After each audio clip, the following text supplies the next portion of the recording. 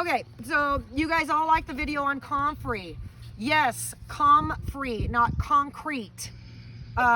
We have another special something we're going to do with our Comfrey, and that is Comfrey tea. So as I was talking about when I showed you the Comfrey before, and that was Russian Bocking 14, which is sterile and grows from a root. That's the one that we use for nitrogen. That's the one we use for the livestock. This is my Comfrey tea. I did this last summer. So as you can see, this stinky blob on the top, this was Comfrey. Now I took the fresh leaves, I laid them flat, and I packed leaves 3/4 full in this 20-gallon tub. So there was a lot of leaves. I even think I stepped on them. Then I fill it up with water. And then what you can see when I dig my hand under here is our beautiful tea. And these are the Comfrey leaves right here. And this is them deteriorating over, gosh, it's a long time now. This is the gorgeous tea. This is the strong stuff. This is super, super nutritious. I keep my little gel blob on the surface, put that patty cake back down. You can add more Comfrey to it. You can add more water as it dissipates down. All it is Comfrey leaves and water.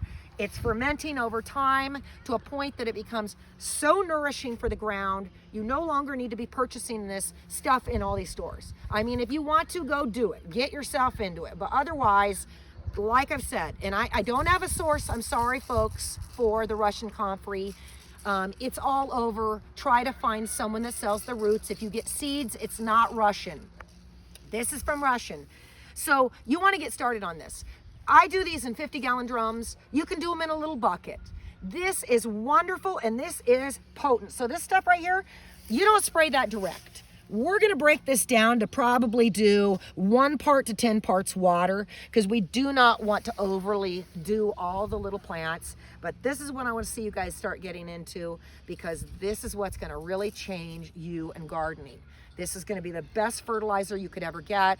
It can't get more natural than this, can't get healthier than this, and it just came from plant matter. Another thing we can do, you don't have Comfrey.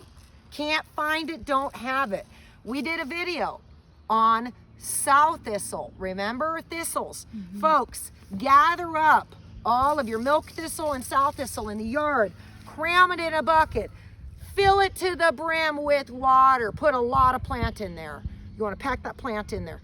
Fill it up full of water. You've got the same thing in 4 months, okay? So if you don't have Comfrey, you can do it with a few different things. You can take plantain. We've got plantain everywhere down here, folks. We did a video on the plantain. Dig up your plantains, put them in water, get the most nourishing fertilizer for that garden and stop spraying poisons.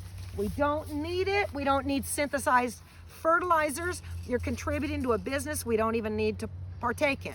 You've already got it, I can almost guarantee you, on your land or in your neighbor's land or in the parking lot that you're parking at work. So gather up all of those great little weeds. Don't use grass, you can, but it's kind of a pain in the butt. And as you can see, my little friend here, she says, and I love Comfrey. So let's quit toxicating things and making it so these little beauties cannot live.